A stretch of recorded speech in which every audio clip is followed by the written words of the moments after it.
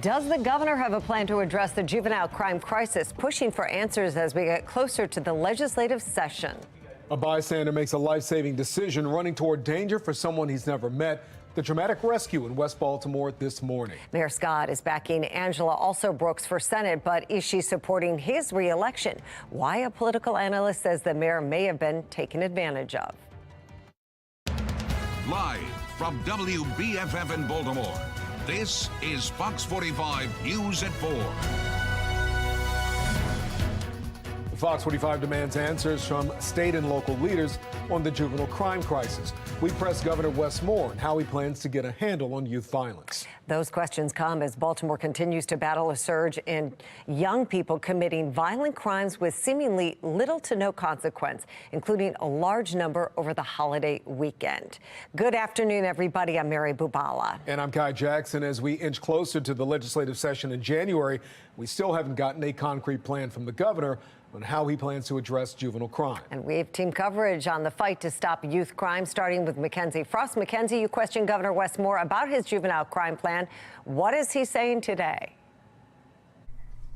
Yeah, Mary, the governor continues to talk about broad ideas about what he wants to do, but really hasn't said how he plans to make that a reality. And it comes as some lawmakers are saying the governor is out of touch when it comes to the juvenile crime crisis. In 6 weeks, Annapolis will be swarmed with lawmakers as the 90-day legislative session gets underway. But right now, the work is slow. Thank you all for joining us today. Governor Wes Moore facing questions about dozens of kids getting arrested over the weekend. For Eastern and Patterson, possible armed robbery. On November 26th, Baltimore police say 7 juveniles were arrested for auto theft. For people who violate the law, regardless of age, there needs to be accountability measures. The governor echoing what he said in the past, but not saying yes or no when asked if he will declare a public emergency due to juvenile crime, like Mayor Muriel Bowser did in Washington, D.C. I think people understand how seriously we take this, and I think people understand that there is nothing that we will not contemplate, and there is nobody who we will not work with to be able to make sure that we're keeping our community safe. But right now, it's unclear how he wants to get it done. This is not a new issue. Delegate Robin Grammer, a Republican from Baltimore County, growing frustrated with the juvenile justice system and the apparent slow action from the governor. It's pretty clear that he doesn't even know what's going on. We have to hold the governor's feet to the fire. He's a nice guy, but he's a little bit out to pasture on this issue. We pressed Governor Moore on getting details. I know you've said in the past that you will unveil your own juvenile crime plan. Where do we stand on that? Well, I think what people know is that we've been working with individuals all across the aisle to be able to address this problem. We're very clear on the challenges that DJS has had and that have been long-standing. We're clear that when we came into office, we walked into a DJS that was understaffed and underfunded. And it's the reason why I appointed a true reformer. But do you have a timeline for when the public will see your vision for this moving forward, leading on this issue before January 10th? Oh, yeah, the public will see our complete rollout prior to the legislative session. When? And we're working in partnership with both Democratic and Republican leaders to be able to ensure that the basic principles that we have laid out before, how do you increase accountability? How are we making sure that we're addressing the issue of illegal guns and how easy it is to gain access to illegal guns? And also, I know the legislature is working on tweaks and reforms to laws that were passed before I became the governor that we want to see and we anticipate seeing. No direct answer from the governor about releasing details for his plan. Meanwhile, lawmakers continue to debate the issue, and kids continue to cycle through the juvenile justice system without a clear plan yet on how to fix the problem. Now, the governor also says that he believes there need to be more resources provided to DJS so the Department of Juvenile Services can provide more services to kids. But again, how to make that a reality and the details for those plans haven't been released. We're live in the newsroom. Mackenzie Frost, Fox 45 News. Mackenzie, thank you. Earlier this month, state Republicans unveiled a 5-part proposal to address juvenile crime, including the Juvenile Justice Restoration Act. One idea is allowing parents to substitute for an attorney when their child faces questions from police. It would also force anyone under the age of 13 charged with a gun crime or any child arrested for the same nonviolent crime 3 times to automatically go into DJS supervision. But the plan doesn't address problems that have happened with home detention once a child leaves DJS. Fox 45 pressed lawmakers on that, leaving one delegate without an answer. Not in this particular proposal, no. So just so I'm clear, you're referring more children to DJS, but not providing funding or programming to help DJS supervise them? Those kids need more than what the child in need of assistance or child in need of supervision system can provide them. And so I think resources have been cut. That's a budgetary issue. As you know, we'll see what Governor Moore's budget says. Republicans say they're optimistic about the crime bills, but in order for them to pass, they do need to win some Democratic support. That brings us to our question of the day. Do you trust the governor to handle the juvenile crime crisis? That poll just opened. To make your voice heard, head to foxbaltimore.com/vote. All this comes after a string of crimes in Baltimore over the holiday weekend, with juveniles as the prime suspects.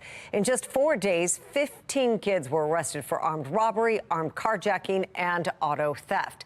And now a faith leader is calling for more to be done after that string of crimes. Alexa Ashwell continues our team coverage with a deeper look at these arrests. Alexa? Well, yes, Mary, according to police, juvenile arrests are being made, more than a dozen in a matter of days. But it's what happens after the arrest that's being called into question and is a big concern to many. On Park Heights Avenue, just days ago, police say they took 7 juveniles into custody for auto theft, the youngest just 12 years old. And for one 15-year-old, police say it was his 9th time being arrested, 9 times. On Black Friday, a 14-year-old and 2 15-year-olds were arrested for the armed carjacking of an elderly man near a South Baltimore elementary middle school. One of the 15-year-olds, police say, had 3 prior arrests for auto theft. Reverend Al Hathaway is hopeful this upcoming session lawmakers can fix what he calls holes in the system that are allowing young people to continue to commit crime after crime despite these previous arrests. It means that there's not rehabilitation happening. And one of the purposes of systems is to rehabilitate those that come in contact with them. So it really means that there has to be a look at why isn't there rehabilitation happening if a person has interacted with a system 9 times. More on these arrests, plus the changes the Reverend is calling for at 5. Alexa Ashwell, Fox 45 News. For our full coverage on the juvenile crime crisis and the fight in Annapolis for legislation to prevent youth crime, head to foxbaltimore.com. Well, it appears winter is here in Maryland, at least in some parts. These are pictures from Danville, that's in Allegheny County in western Maryland. Parts of the state are seeing snow as the cold rolls in this week. Chief Meteorologist Jonathan Myers joins us with more. Jonathan? Yeah, some lake-effect snow showers and flurries all the way from Frostburg back to portions of Garrett County, several inches of snow. We even saw our first official snow report over at the airport this morning. For an hour, we did have light snow reported. I'm sure that a lot of folks actually saw some of the flakes. I know down in my house in Anne Arundel County saw some stray flakes as well. Around Jarrettsville, looks like we got maybe a snow shower or well, more so flurries in that area. Most of this stuff is up and over the Appalachians, but still through about sunset, a couple of these flakes may make it into our neck of the woods, so don't be surprised during the afternoon commute, or at least the remainder of the afternoon commute, that you could see a couple of these here and there. Otherwise, as we work our way through the remainder of the evening and the overnight hours, getting cold again. It's actually been cold all day, really. High temperatures only at about 42. We're back down to 37 at 5 and down into the low 30s as skies totally clear out by about 7, 8 o'clock, and maybe even low to mid 20s by early tomorrow morning. This could be some of the coldest air that we've seen since early February around here. So make sure that all the hoses outside are drained, all those hose bibs are drained as well. You could have some problems with that outdoor plumbing. Coming up in just a couple of minutes, I'll let you know when we could be threatening 50s to maybe even 60 degrees once again, and when the next risk of, yes, rain moves back in. That's in my Weather Authority forecast. A person rushes to a fire to save a life today. This was the scene along West North Avenue around 11:15. A vacant home caught fire, causing the building to partially collapse. Davon Taylor was working near that home when he realized someone was inside the burning building. It didn't matter. It didn't matter if I knew her or not. Nothing. I just knew she had to get out of there. I grabbed her and I walked out of here. I put her right there, made sure she was all right, got her something to eat, clothes, something, something to drink, just to make sure she cool, She actually got my hoodie on right now, but she can have it. Like I told her, that's another chance at life, so I'm just glad I was able to help somebody. Crews put out that fire around an hour after it started. One person was hurt and the cause of the fire is under investigation.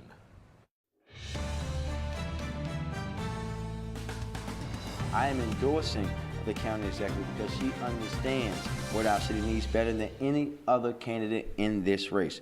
And more importantly, she has a track record that backs that up. Well, today, Prince George's County Executive Angela Alsobrooks receiving an endorsement from Mayor Scott in her bid for a U.S. Senate seat. But as Fox 45's Rebecca Pryor reports, Alsobrooks is not repaying the favor for Scott's reelection campaign. Rebecca, it looks like this is a one-way endorsement, right? Yeah, that is right, Mary. Alsobrooks, she was eager to accept Scott's endorsement, but she had little to say when asked if she would be endorsing him in return. Take a listen. Will you also be endorsing Mayor Scott's campaign? Ms. Alsobrooks, will you be endorsing Mayor Scott for his reelection? Excuse me, Ms. Alsobrooks, will you also be endorsing Mayor Scott in his reelection? Alsobrooks telling me she is here to talk about the Senate. Her refusal to reciprocate Scott's endorsement coming as a recent Goucher poll surveying 700 city residents showed Scott's road to re-election may be a rocky one. The poll found 56% of voters disapprove of the job Brandon Scott is doing as mayor. It also showed that his challenger, former Mayor Sheila Dixon, held a 12-point lead over Scott. Today I pressed Alsobrooks on that polling. Considering those numbers, is there any concern that this endorsement could potentially hurt your campaign here in Baltimore? I'd like the endorsement of everyone, and look forward also to having the endorsement of Sheila Dixon. Now today I reached out to Dixon's campaign and I asked if she would also be endorsing Alsobrooks, but her campaign told me that they had no comment. It's all very interesting. In the political world, Rebecca, you spoke with a political analyst, John Deedy. What did he have to say about Scott not receiving an endorsement in return on the spot today? Well, according to Deedy, he said it was very shocking, and he said it also clearly shows that Alsobrooks doesn't have the same confidence in his campaign that Scott has in hers.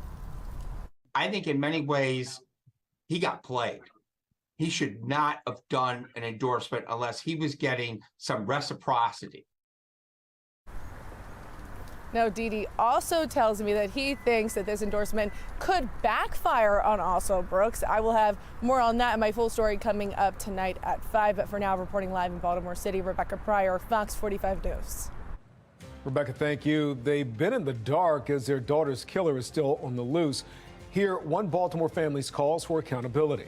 Is the cost of Maryland's blueprint for education too high? Project Baltimore looks into the complaints from county leaders and what it means for your tax dollars. I'm Scott Thuman in Washington with what President Biden's proposing should happen after the fighting stops between Israel and Gaza. But is it even possible?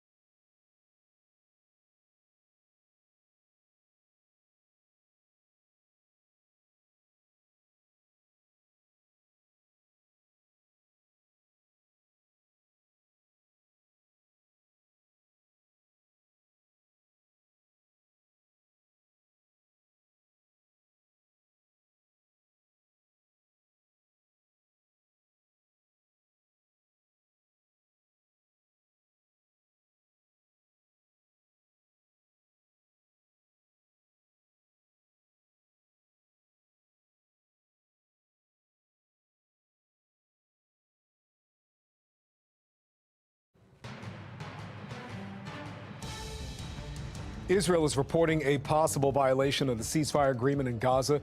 Israel Defense Forces say 3 explosive devices were detonated near Israeli troops in 2 locations in northern Gaza in violation of the temporary truce. Now, per the terms of the agreement, the ceasefire is to remain in place through tomorrow. Meantime, Israel is facing accusations from Senator Bernie Sanders that it is breaking international law with its bombing of Gaza. Sanders saying while he believes Israel has a right to protect itself, it went too far in what he calls the indiscriminate bombing of civilians in the attempt to eliminate Hamas. All of this as hostage negotiations between Israel and Gaza continue. We are now in the 5th day of the temporary truce. Today, 12 more hostages were released by Hamas. 30 more Palestinian prisoners were sent back to Gaza from Israel. It is still believed there are more than 150 people being held hostage in Gaza, with a number of those remaining hostages being children. As hostage negotiations continue, the focus is turning to a long-term solution for the conflict in the Middle East. Sinclair chief political correspondent Scott Thuman has more on whether any type of deal could be made to end the fighting. As Israel and Gaza traded prisoners over the weekend, a sign that there can be successful negotiations, more fighting broke out Tuesday, violating an agreed-upon pause in the war and causing more skepticism that President Biden's push for a 2-state solution is possible. 2 states for 2 peoples, and it's more important now than ever.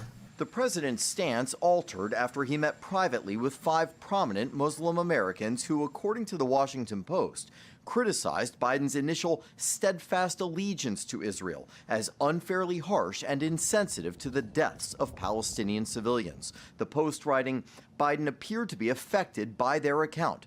"I'm sorry. I'm disappointed in myself," he told the group, according to 2 people familiar with the meeting. "I will do better." Over the decades, American presidents have often tried to broker peace in the region, all the way back to 1978 and Jimmy Carter's Camp David Accords. Other U.S. leaders tried their own methods, but with little tangible success. Now, Secretary of State Antony Blinken will return to Israel this week to discuss the political and geographical landscape after the conflict, but is likely to meet hurdles. The next government is going to have to put us back on a path to have a Palestinian state. That's not easy, but it is the only way forward for Israel. Prime Minister Netanyahu reportedly told Israeli lawmakers, "I am the only one who will prevent a Palestinian state in Gaza after the war." Over 1,000 civilians participated in the massacres of October 7th. The last thing we're going to do now is rebuild another Palestinian terror state that will attack us, massacre us, shoot rockets at us. Leaving a post-war future very much up in the air. In Washington, I'm Scott Thuman. For our full coverage on the war in Israel, the impact it's having here in the U.S., and what could come next in the conflict, head to foxbaltimore.com.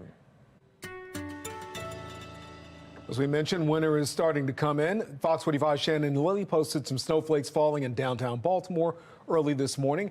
Of course, it didn't stick, but it's a sign of what we could see in the future. Now, we have little monitors here in the studio, but it looks like it's snow covered, but that's just the pavement, right? I think that's the crosswalk. Okay. Yeah. Just flakes flying. Just a few flakes coming down. Not just a few. Snow-covered downtown. Not yet, anyway, right? Yeah. That's coming. Today, don't you think, Kai and Jonathan, it's like a little bit of that mental shift where you're like, okay, it's winter, it's cold, really it's here. really feel like here. I'm at the stage of acceptance now. Yes, exactly. Yes. Yeah, I mean, what are you gonna do? I know. You wait till we get the first real Happens every year. accumulating snow, and then we're going to say it's real winter. Yes. We don't have that in the It was forecast. denial, though. now it's acceptance. Yes, exactly. So here we are, gloves out, layers out, and temperature's only 35 degrees right now. As we take a look at the Towson cam, humidity 41%, even a wind chill now at 26 degrees. So the chill is here. Temperatures all across the board. They are 9 degrees colder than 24 hours ago here in Baltimore, 10 degrees down at Cockeysville, 9 degrees down over 24 hours ago at Bel Air, 7 degrees down at Westminster, and 11 degrees off at Annapolis. Temperatures all across the state are in the 30s, or at least all across central Maryland. You thought it was cold here, though. Hop out toward Cumberland, where areas around that neck of the woods saw several inches of snow. Yes, actual accumulating snow, not just the flurries that we saw around here. We're in the low and mid 30s. Oakland, I last saw that a report of about 4 inches of snow. They have temperatures only at about 11 degrees, and it feels like 2 below. So real winter time is here, and those winds out of the west and northwest continue to push that chill toward us as well. Here in Baltimore now, it feels like 26, 27 at Annapolis, and 25 at Chestertown. There, your snow showers and flurries are mainly over the state line now up into Pennsylvania and New York, where there's still accumulation going on. Here in Baltimore, there could be a stray flurry through right around sunset, maybe the next hour or so. And that's about it. Then it is just cold overnight. The blustery winds will begin to die down, though, and any of those flurries you see by about 6:30, they are gone. Temperature settling into the low and mid 20s overnight. That could be some of the coldest air. How about 19 at Frederick by about 2:45 a.m.? Some of the coldest air that we've seen since early in February. And then working into tomorrow, high temperatures only making it into the mid 30s to right around 40 degrees. So not a whole lot better than today, but the winds will die down. So good news there. 42 for tomorrow after the low of 20 tonight. So a solid hard freeze area wide. 54 on Thursday. That's better. 53 rain showers arrive on Friday. Turning unsettled, but it's milder. 55 mainly dry day on Saturday, and then some spot showers back for Sunday into Monday of early next week. 53 by Tuesday. Well, 2 years after a 13-year-old's death in Baltimore, her family says nothing has changed, hearing their calls for justice tonight. And one of Trump's top challengers just got a massive boost, the new money coming into the presidential race and the impact it could have on the Republican primary.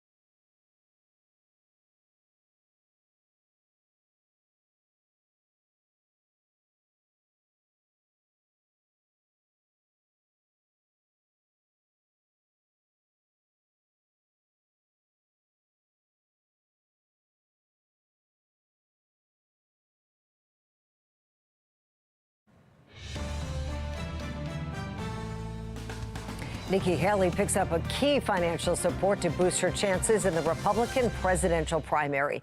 Billionaire Charles Koch is throwing the resources and influence of his network behind the former South Carolina governor.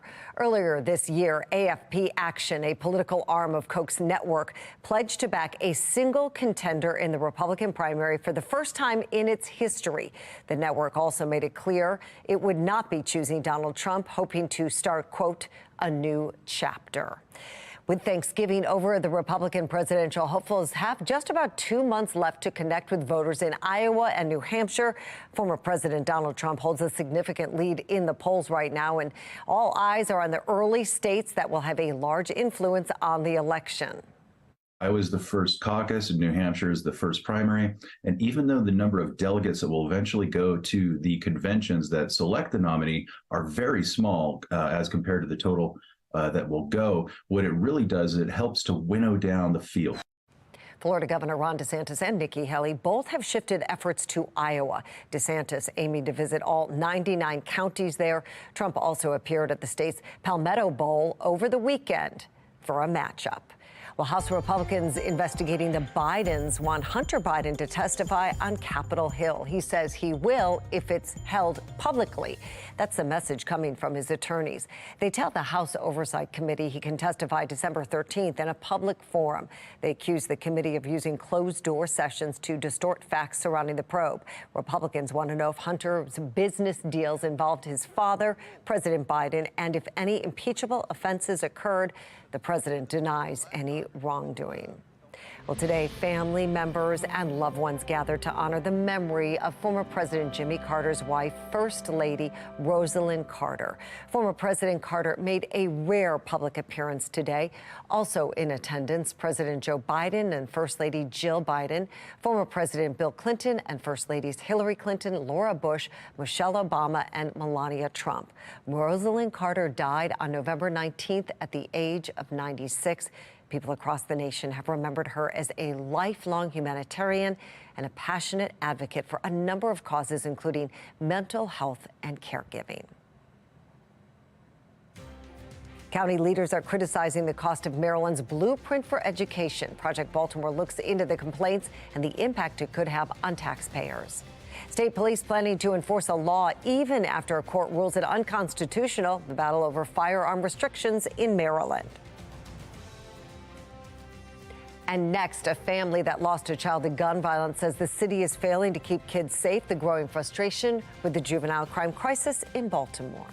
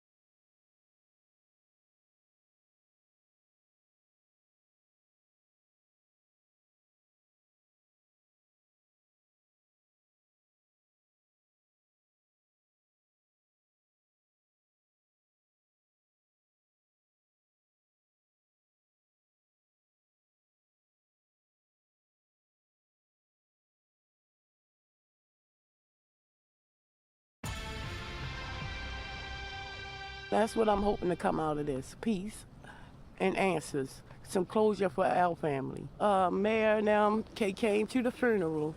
You know, they showed up at the funeral for a minute, but I haven't heard from him since, or nobody else in the matter. 2 years after the death of a Baltimore 13-year-old, her family calling out the mayor and police, claiming they haven't received any updates from detectives nor city leaders.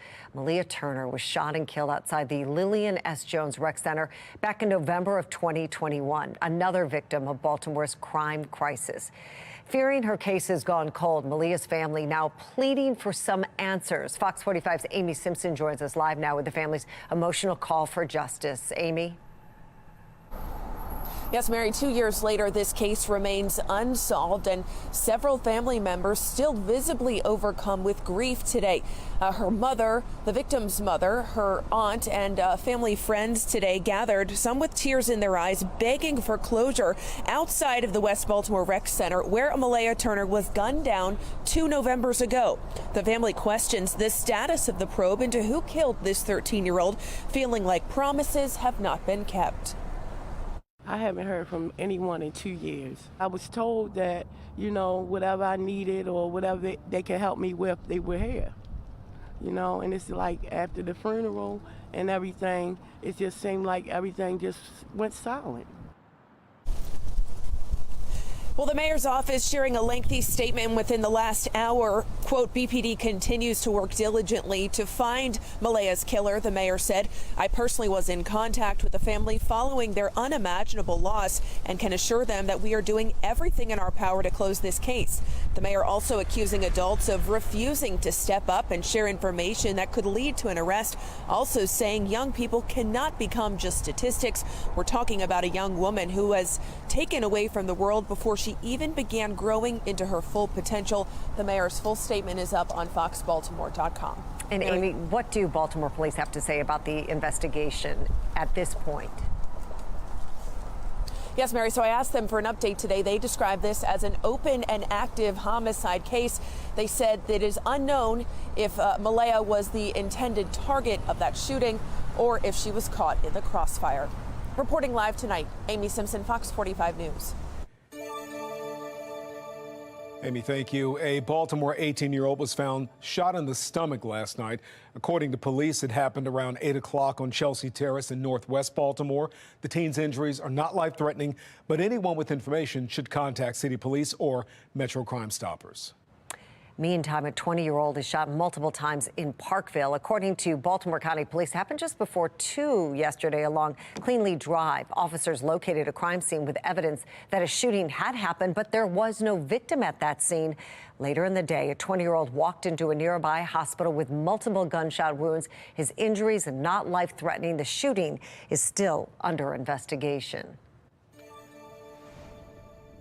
Now, those shootings happen as state lawmakers and courts are battling over guns in Maryland.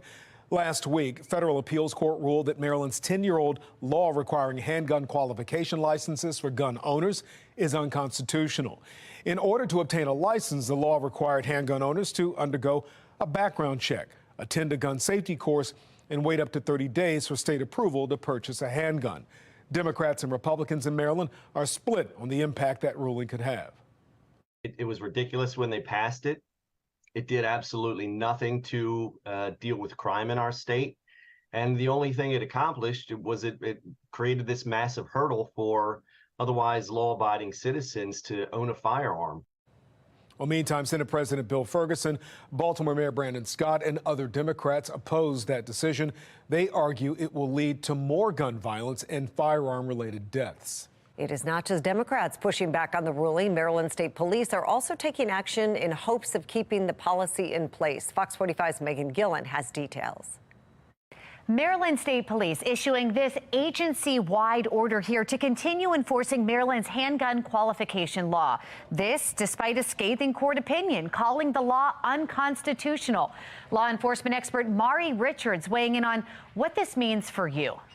Well, what the law should mean is that law-abiding citizens should not be denied the right of self-defense, possessing a handgun. the fact that the state police are not honoring the decision really shows the radical agenda of Governor Moore, Mayor Scott, and the entire Democratic legislature. What is the answer here, Mari? How do we get criminals from not having these guns? What do we do? Well, it starts by supporting laws that punish criminals. Once again, in the legislature, making stealing a gun a felony, having stronger penalties on repeat offenders. These are things that the governor and the Democrats oppose. Richards went on to say the fact that the Baltimore City Police Department is currently short 700 officers is not helpful either. I'm Megan Gillen, Fox 45 News.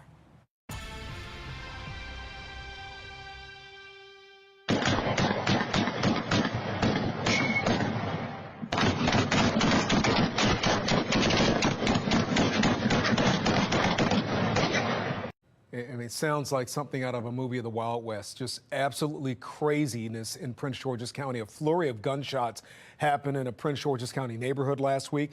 This security camera footage captured the moments in Landover early Friday. In fact, it sounded like you could hear one of those rounds hit a light pole at one point. Now, you can see a car pull up, followed by 10 seconds of just constant gunfire and a man running for his life. One person was critically injured in the shooting.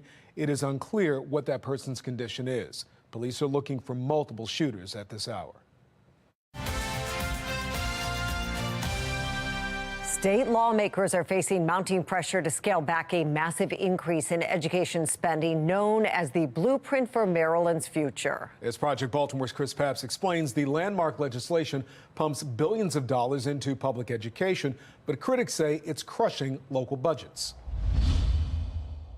We're struggling with Kerwin. Harford County Executive Bob Casserly is sounding the alarm, and he's not alone. The news isn't good. I mean, I cannot deal with a $40 million increase in my education budget next year. Figure those things out, Kingston. At issue is the future of public education in Maryland and how it's funded. In 2021, lawmakers passed the Blueprint for Maryland's Future, also called the Kerwin Plan. The law pumps $30 billion additional tax dollars into public education statewide over the first 10 years, and then $4 billion additional tax dollars every year after that. The plan, in part, increases teacher salaries, expands pre-K, and bolsters career and technology training. But when the bill was passed, the legislature did not pass a funding mechanism. In other words, Annapolis approved the largest education spending increase in state history without a way to pay for it. Now, county leaders like Casserly are saying lawmakers must revisit the plan. There's got to be some give and take. There's got to be a additional look at this thing, and people need to be a little more rational on how we approach this. But to throw tax increases in now when the economy is struggling, families are struggling, is the wrong way to go for Maryland and for Harford County. Casserly is just one of several county executives who have concerns over how the blueprint is being implemented. Earlier this month, the Maryland Association of Counties, or MACO, wrote a letter to Governor Wes Moore, Senate President Bill Ferguson, and Speaker of the House Adrian Jones, asking that the blueprint be adjusted. The letter specifically asks for a more comprehensive cost analysis so counties know exactly how much they have to spend. MACO also asked for increased state aid to renovate and construct pre-K facilities. When it comes to teacher pay, the letter requests more time to develop educator career ladders, which MACO calls one of the most unpredictable costs. But these concerns over funding should not come as a surprise. Many predicted this would happen. There being 95 votes in the affirmative. The blueprint was passed in 2021 when the COVID pandemic was crippling Maryland's economy. Republican Governor Larry Hogan and Democrats, including then Comptroller Peter Franchot, warned the legislature not to pass it. It was a bad idea as far as timing, even though we all support education reform. Less than 3 years after lawmakers passed a blueprint, we're hearing concerns from all over the state, including from the mayor of Baltimore. It was a gut punch. The president of the Carroll County Board of Education. We're struggling. And state senators. I've got counties on the Eastern Shore that have said for the entire time since Kerwin has been passed that they cannot afford it. Whether lawmakers plan to address the financial burdens of Kerwin remain to be seen. But earlier this year, Senate President Bill Ferguson was asked if lawmakers are open to changing the funding formula. We're always back every year. And I think we're always open to make sure if the facts and data are there, we will address it. I think I speak for all of our county executives in saying that our people can't deal with the financial impact that the Kerwin as it stands is placed upon our taxpayers and our citizens. So we've got to make adjustments, and I'm really hoping the General Assembly can make adjustments that are absolutely essential. I'm Chris Pabst, and this is Project Baltimore. Donald Trump is pushing back on a gag order in one of his legal battles, why he says he should not be censored over threats to a judge and a law clerk. Criminals stealing the money from your gift cards, what you need to do to protect yourself from holiday scams. And a cold one coming tonight. Some of the coldest weather that we've seen since early February around here. I'm going to let you know how long the chill lasts and when we could be threatening 60 once again. That's in my Weather Authority forecast.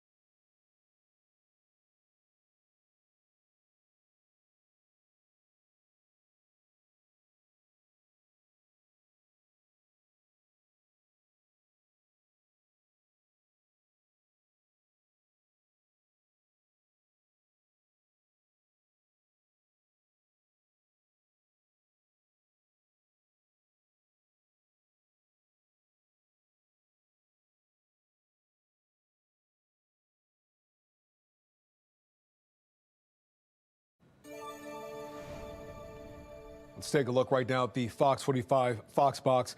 On the top left, former President Donald Trump wants the gag order against him to stay on pause. Prosecutors in his New York civil fraud trial asked the court to put a gag order back in place after, quote, serious and credible threats against the judge and law clerk in the case. Trump's attorney says he has never threatened the judge or clerk. On the top right, disgraced South Carolina attorney Alec Murdaugh is sentenced to 27 years in prison for his financial crimes. A prosecutor in the case detailed how Murdaugh was able to take millions of dollars from his victims, Murdaugh is already serving 2 consecutive life sentences for the fatal shooting of his wife, Maggie, and their son, Paul. On the bottom left, families of the Sandy Hook victims are offering Alex Jones a settlement. The families won nearly $1.5 billion in legal judgments after Jones called the 2012 Connecticut mass shooting a hoax.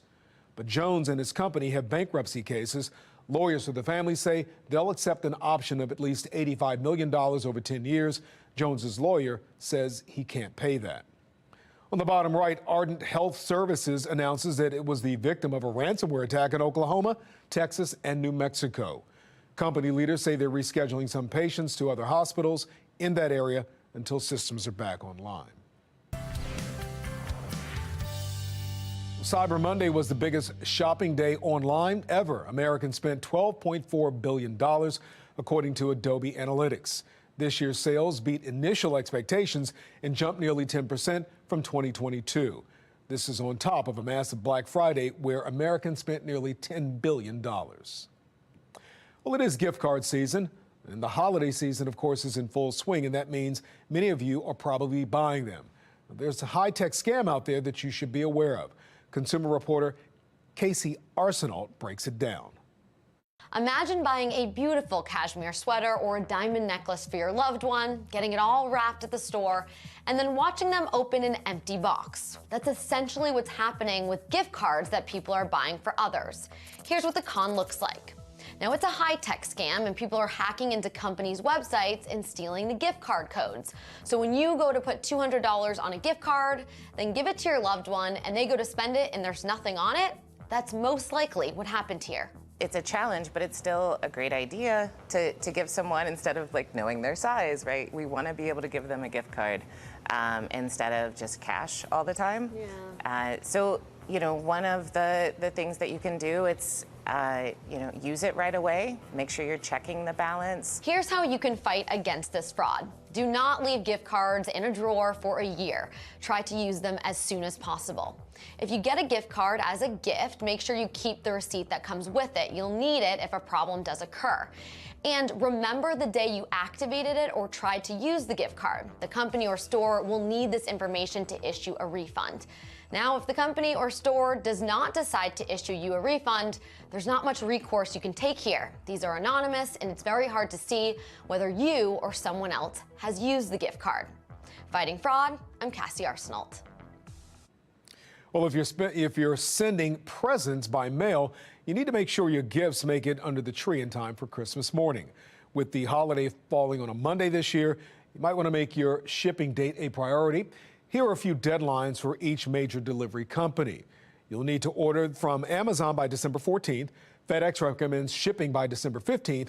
And the United States Postal Service's deadline is December 16th, while UPS says to use 3-day select by December 19th. Well, some of the coldest air of the season thus far, rolling through. Even some flurries earlier today actually reported at BWI on the hourly observation. So officially, I guess you could say the first snowfall of the season, though not really all that measurable, but nonetheless, had a little bit there. And along I-95 north of Edgewood, there could still be a flurry or two. Really, the big stuff is north and west of the Appalachians. This is where the lake effect snow machine has really been cranking. And you can see it's still going. We've got winter weather advisories, even some lake effect snow warnings that continue up that way. I think as we head through sunset here in the next several minutes to maybe about the next half hour, this stuff's all going to just pretty much dissipate and remain north of the state line. So no more flurries for us. But we do have a few patchy clouds. 35 now. It's mostly cloudy overnight as we head into the early evening hours. But I think things will clear out later. Toyota Shina Harbor Skycam showing a beautiful sunset. Winds out of the northwest at 15, humidity at 41%. No wind chill. Yeah, wind chill at 26. So real winter time. That feeling is here for sure. 10 degrees down over 24 hours ago at Elkton. We're at 9 degrees lower than 24 hours ago here in Baltimore. 9 degrees off at Columbia and 10 degrees colder than just a day ago at the same time at Gaithersburg. Temperatures even below freezing currently here at Westminster, up to Cockeysville, Bel Air, Columbia down to Laurel and back to Gaithersburg. Otherwise, low and mid 30s does it. Temperatures Out west, this is some big cold. How about Oakland now 14? That's by Deep Creek Lake, 26 at Cumberland, and winds out of the north and west going to continue to usher that cold air in.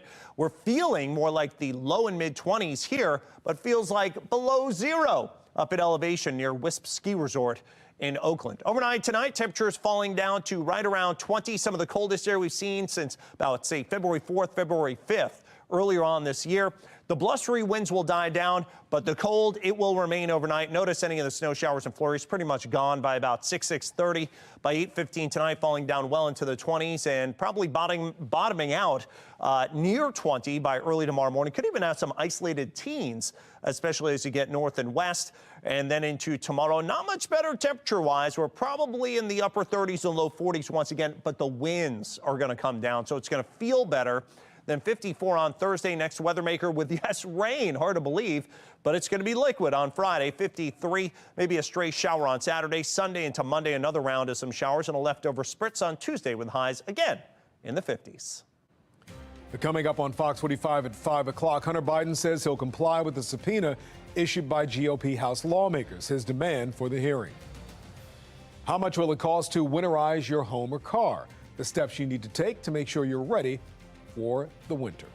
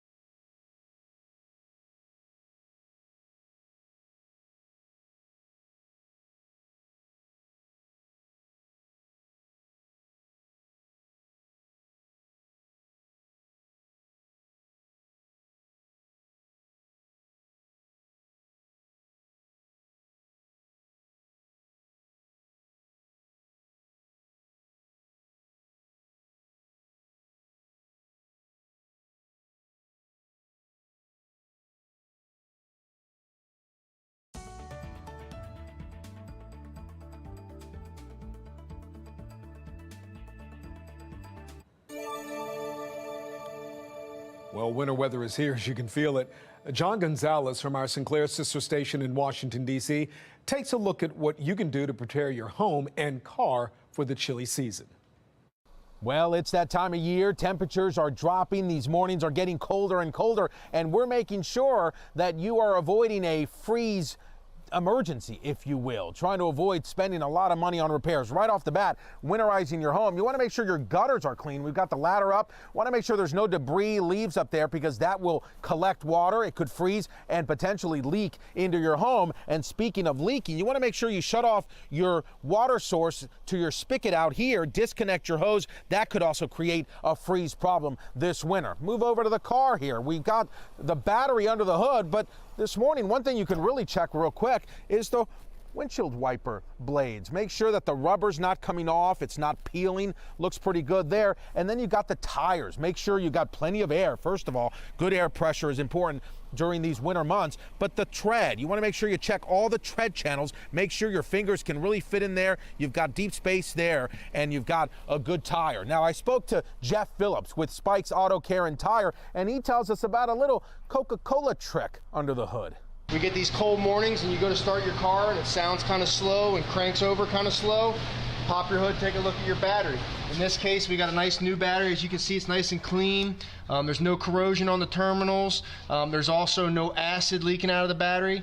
If you do have corrosion, a nice helpful hint, take a can of Coca-Cola and dump a little bit on the terminals, or heat up a cup of water in the microwave and you can clean off that corrosion.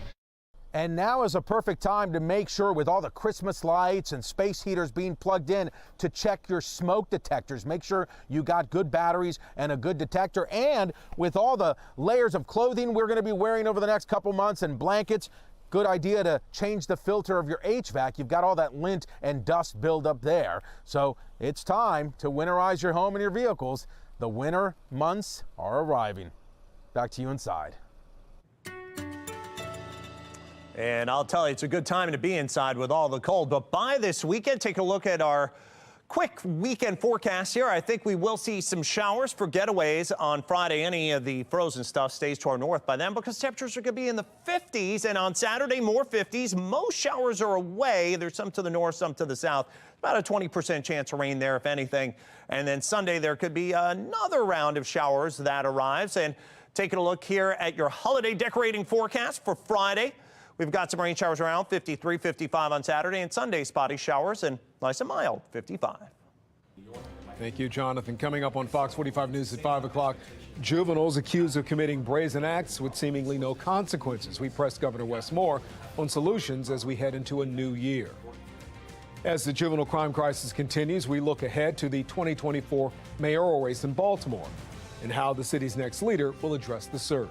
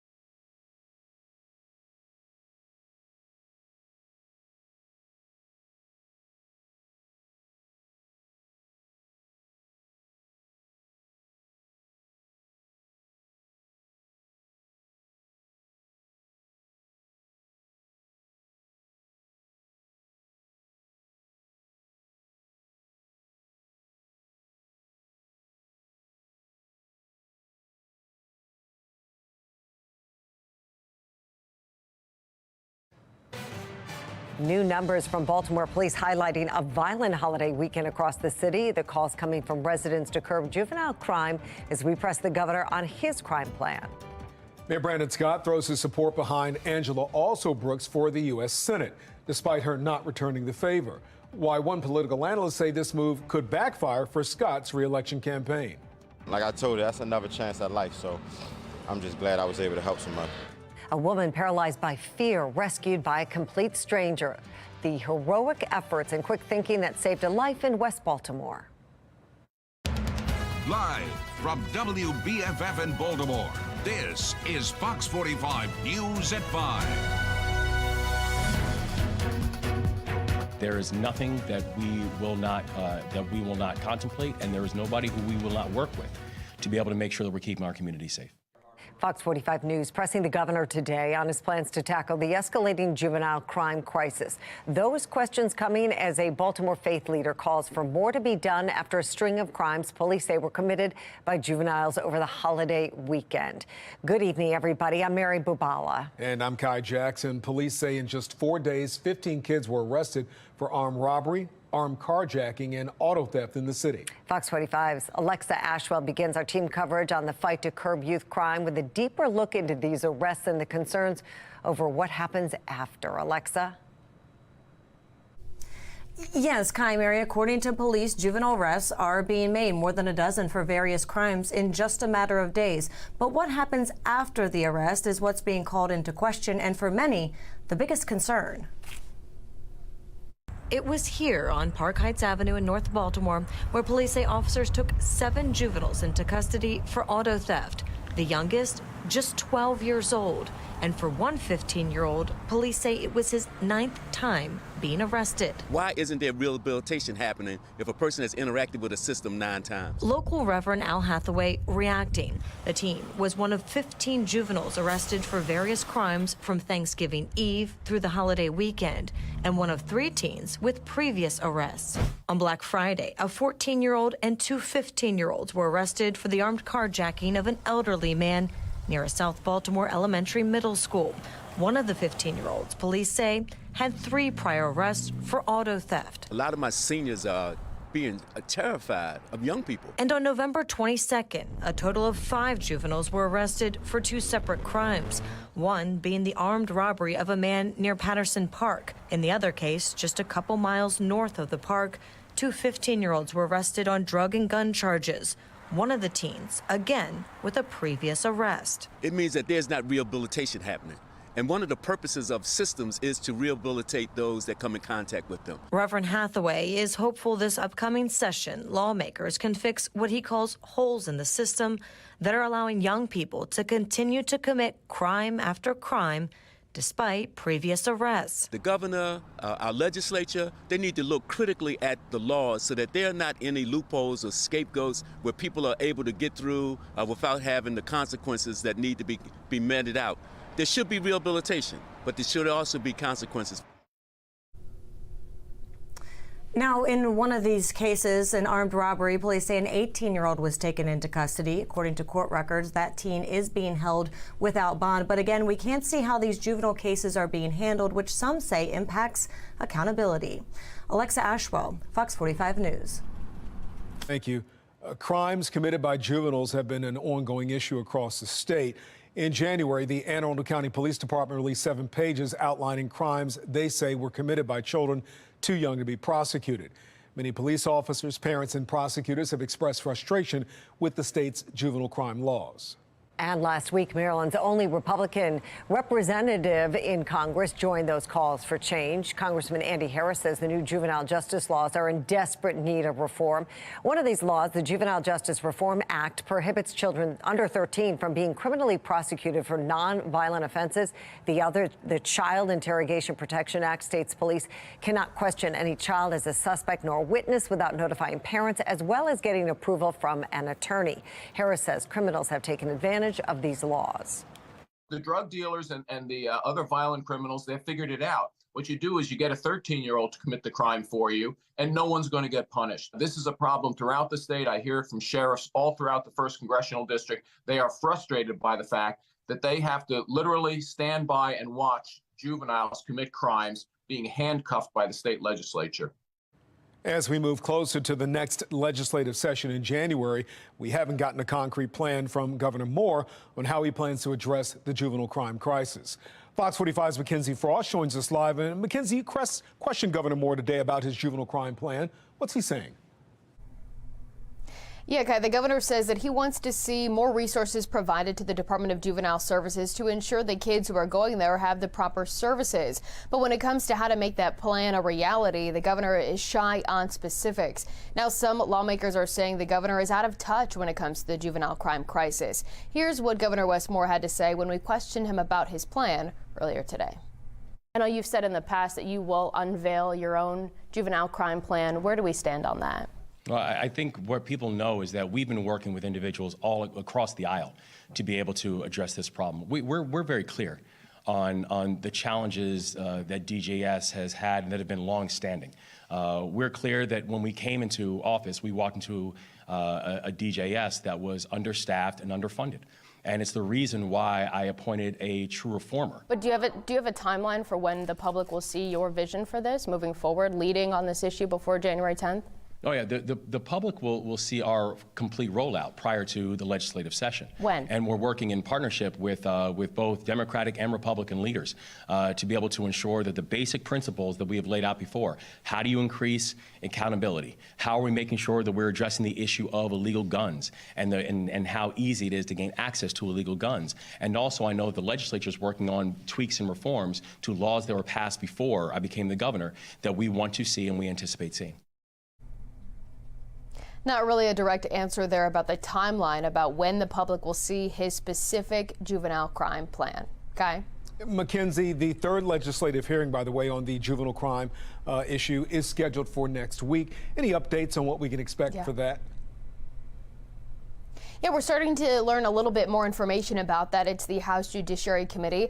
And as of today, the schedule is now posted. So we're getting a look at who will be testifying. And among other groups working with young children, we're also learning that ROCA is expected to participate in this conversation. And as you know, we've done a few stories with ROCA operating here in Baltimore. The organization is also expanding its work into other jurisdictions. And it works with young men between 16 and 24 years old, utilizing various cognitive behavioral therapy sessions in order to have these young men change their thinking about their way of life in hopes of getting them on a better path instead of engaging in criminal activity and behavior. This hearing is scheduled to take place next Tuesday at 1 o'clock in the afternoon, and it'll happen in Annapolis. We're live in the newsroom. Mackenzie Frost, Fox 45 News.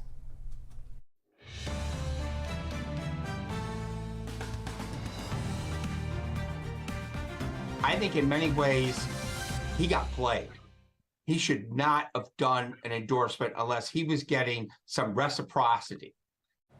Today, Prince George's County Executive Angela Also Brooks received an endorsement from Baltimore Mayor Brandon Scott in her bid for a U.S. Senate seat. But as Fox 45's Rebecca Pryor is reporting, Also Brooks did not repay that favor for Scott's re-election campaign.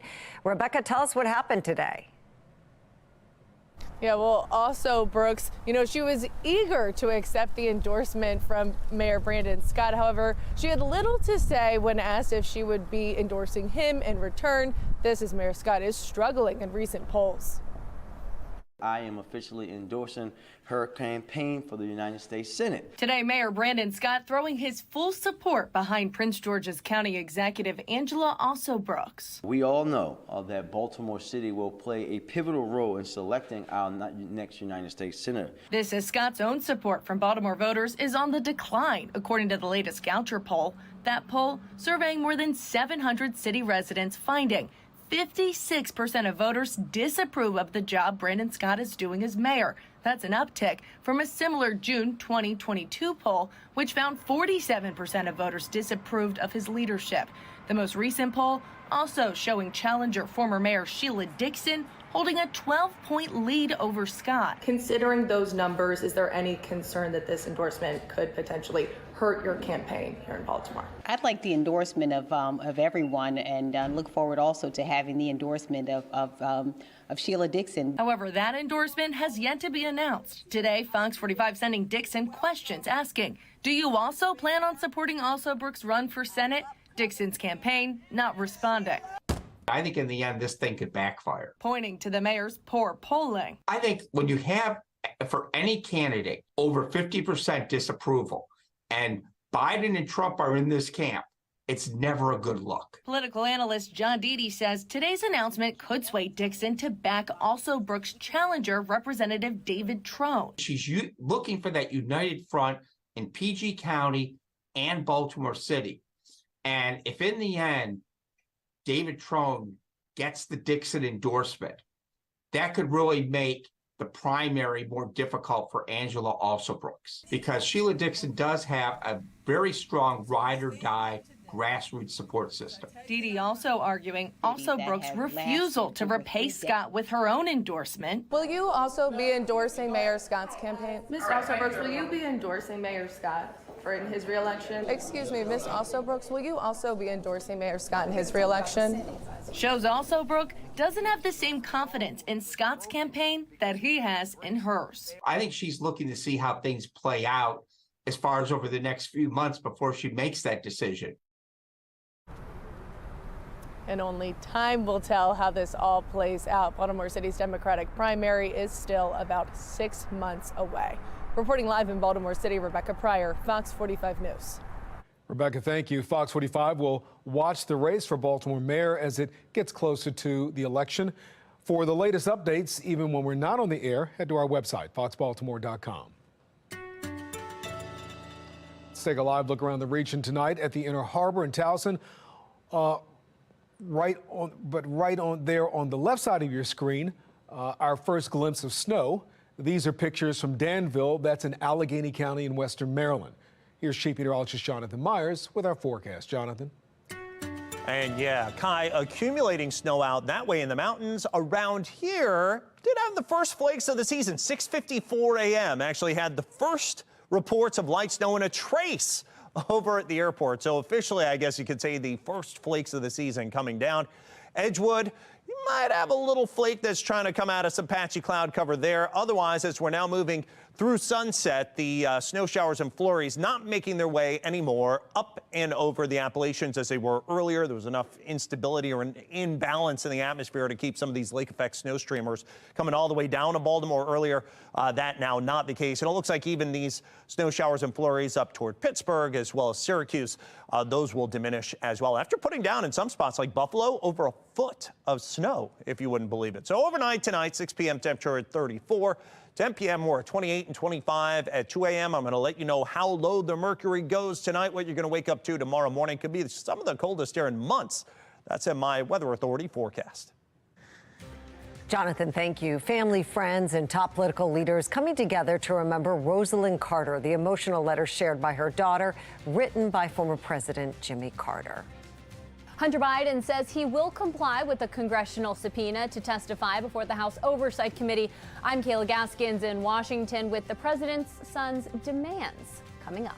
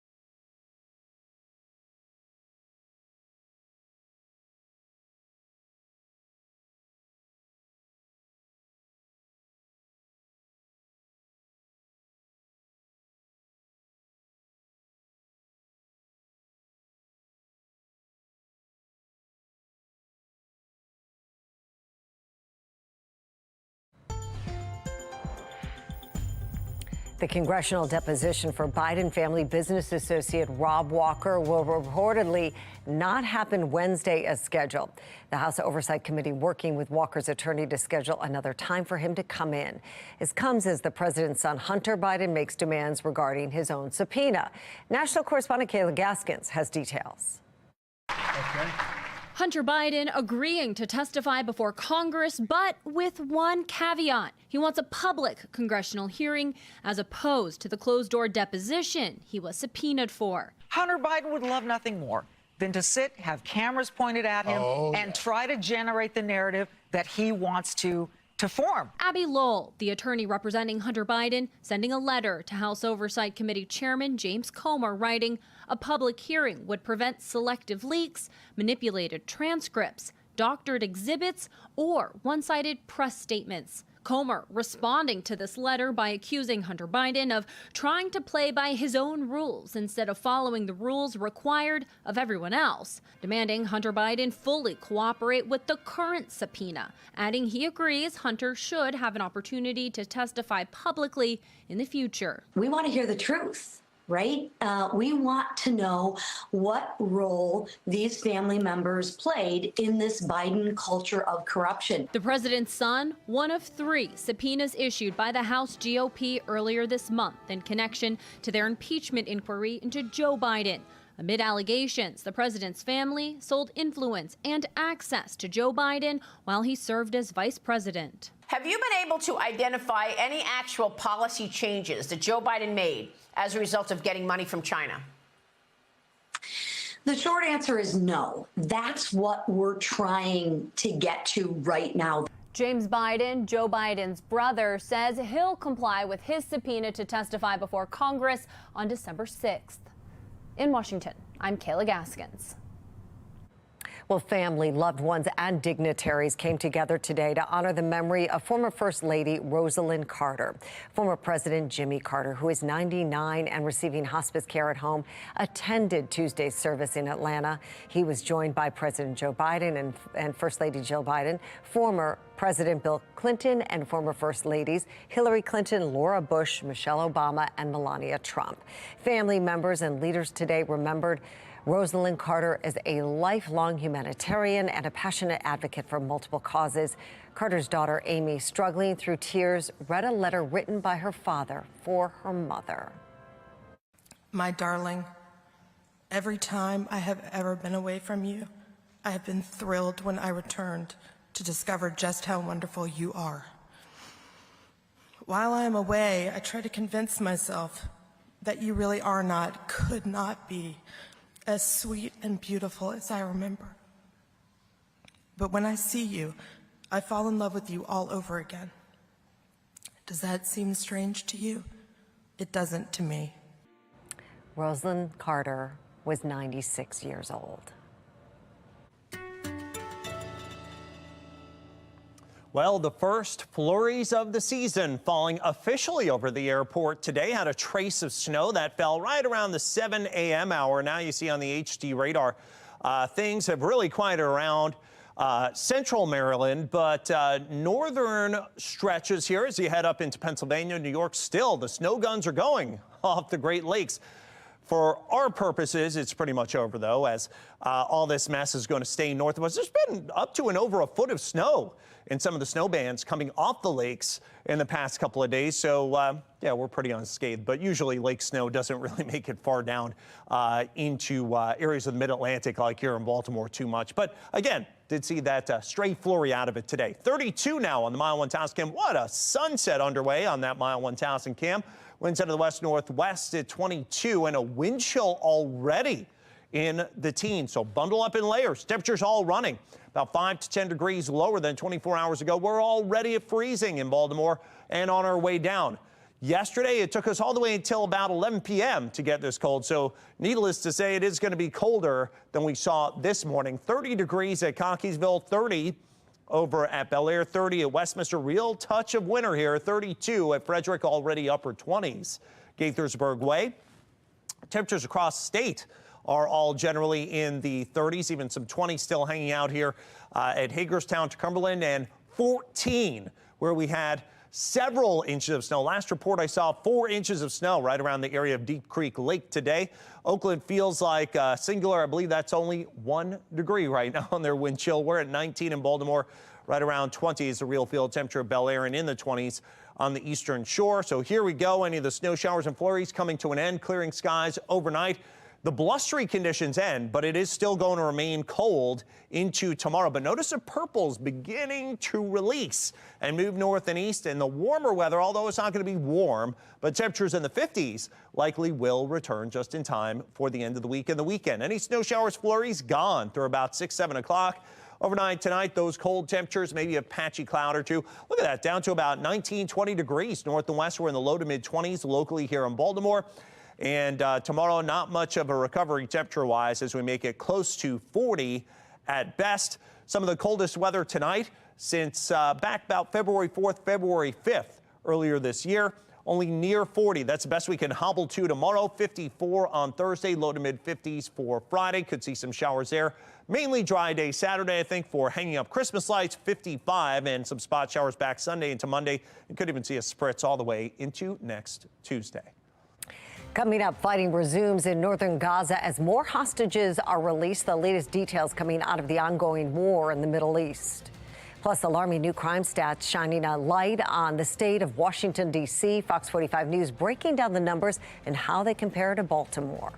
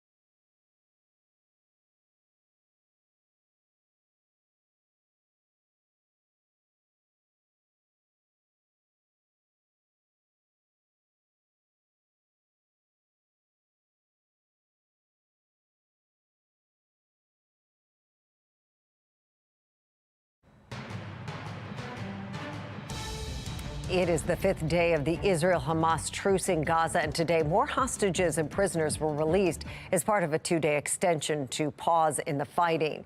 12 hostages, including 10 Israelis and 2 Thai citizens, were released. 30 Palestinians were also freed from Israeli prisons. Earlier today, the White House confirmed they did not expect any American hostages to be released tonight. 4-year-old Abigail Edan, who has dual Israeli and American citizenship, was freed Sunday. Edan's family telling CNN she has a long road ahead. For Abigail, this is going to be a journey. I mean, she witnessed her parents both be murdered. And so this is going to be a long journey for her, but the fact that she is home and that she is with her family, we can at least have a sigh of relief and know that she's with her loved ones. So far, Hamas has released 69 hostages. Israel has freed 150 Palestinians from prison, mainly women and children. Meanwhile, CIA Director Bill Burns visited Qatar today for meetings with Israeli leaders to push for a broader hostage deal that would expand negotiations to include freeing Israeli men and soldiers. However, Israeli officials have publicly acknowledged it will cost a higher price to get this done.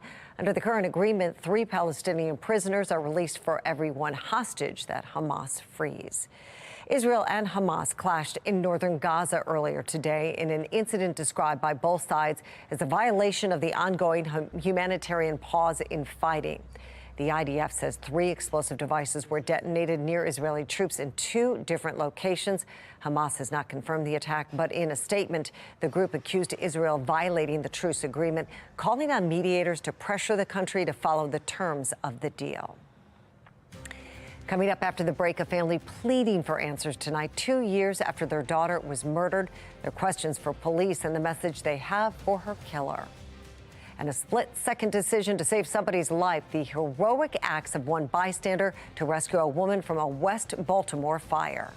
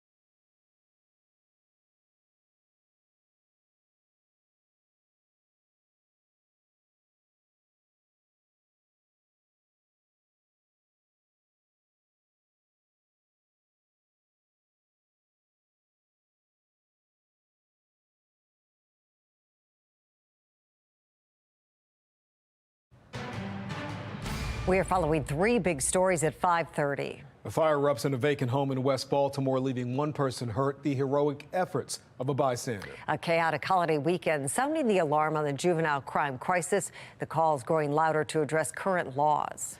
A family is speaking out 2 years after their daughter is shot and killed outside a Baltimore rec center. That's what I'm hoping to come out of this, peace and answers. Some closure for our family. Mayor and them came to the funeral. You know, they showed up at the funeral for a minute, but I haven't heard from him since, or nobody else in the matter.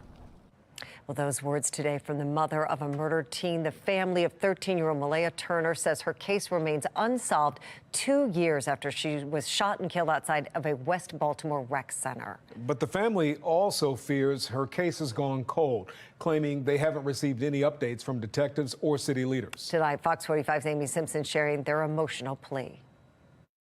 Within days of Malaya Turner's killing in November 2021, there was already a $13,000 reward on the table. But tonight, the case remains open. 2 years later, pleading for answers. I miss her getting on my nerves. And calling for justice. My family is hurting, and we crying out for help. This was the scene in November 2021. Homicide detectives gathering evidence outside of the Lillian Jones Rec Center in Sandtown after 13-year-old Malaya Turner was shot and killed. The girl's parents spoke with Fox 45 News within days of the killing. I'm mad. I'm upset. I don't know what she was feeling. You know what I'm saying? She probably was scared. You know, all that stuff running through my mind. And when you can't save your child, oh my God. You asked me what I want to. Family returning to that rec center today, 2 years later, still overcome with grief. The girl's mother speaking today with tears in her eyes. My main concern, I'm out here today, I just want a little justice and peace for my family. While Baltimore police calls this an open and active homicide investigation, the family questions the status of the probe into who killed this 13-year-old. I haven't heard from anyone in 2 years. Family feeling like promises have not been kept. I was told that, you know, whatever I needed or whatever they could help me with, they were here.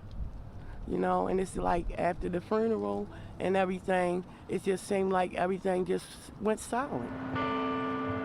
The mayor's office sharing a lengthy statement this afternoon. BPD continues to work diligently to find Malaya's killer. The mayor said, "I personally was in contact with the family following their unimaginable loss and can assure them that we're doing everything in our power to close this case." The mayor accusing adults of refusing to step up and share information that could lead to an arrest. Also saying young people cannot become just statistics. We're talking about a young woman who was taken away from the world before she even began growing into her full potential. As this grieving mother shares a message for her daughter's killer. It's not fair that you get to sit down and eat a bowl of cereal and my daughter don't. You know, it's not fair, and all I want is justice. And today, Baltimore police said it's unknown if Turner was the target of this deadly shooting or if she was caught in the crossfire. In Baltimore, Amy Simpson, Fox 45 News. Juveniles accused of crimes is an issue across the state. This morning, Delegate Kathy Shalega from Baltimore County joined Fox 45 to tell us what she thinks needs to change when it comes to current juvenile justice laws. Tom Rogers has her response. Fox 45 News continues to follow the juvenile crime crisis across the state of Maryland. Young people often committing violent crimes resulting in no real consequences. Police, prosecutors, parents all joining the calls to change the juvenile justice laws they say keep authorities from holding young people accountable. Delegate Kathy Shalega says Maryland legislators have their priorities all wrong, hurting law-abiding citizens while coddling criminals, and that needs to change now. Spend more time coddling criminals than protecting victims. The juvenile situation is at a crisis. Delegate Shalega went on to say that her #1 priority come January will be to repeal the Juvenile Justice Reform Acts that were passed just last session. Tom Rogers, Fox 45 News. Well, in the months since this year's session ended, there have been a string of high-profile crimes involving juveniles. 2 teens charged in the Brooklyn Day mass shooting in July were under the supervision of the Department of Juvenile Services at the time. Earlier this month, a 14- and 12-year-old were caught on camera beating a woman and trying to steal her car in Butchers Hill. The boys were released just hours later after a call with DJS to police. The decision to release them prompted accountability questions from the 14-year-old's own mother, joining police and prosecutors in voicing their frustration with DJS. I had no awareness that he was doing all these types of activities. I mean, something's got to give, because like I said, the rate he going, he not going to be here. The rate he keep going, he needs more discipline, more structure. If you don't work on this immediately, and you say we're going to look at it in January, and we're going to ask the governor to sign it in April, May, or June, and it's effective in July or maybe October, the wake of victims is going to be tremendous. They come in, we can't detain them. They're back in the community the next day. They get picked up for the second one. Can't detain them. They're back in the community again the next day. State lawmakers will hold another juvenile crime hearing in December. We'll bring you coverage of that hearing when it happens. Meanwhile, in Washington, D.C., new crime stats are revealing our nation's capital has seen its highest level of homicide since 2002. Sam Ford with our Sinclair sister station has a breakdown of these numbers.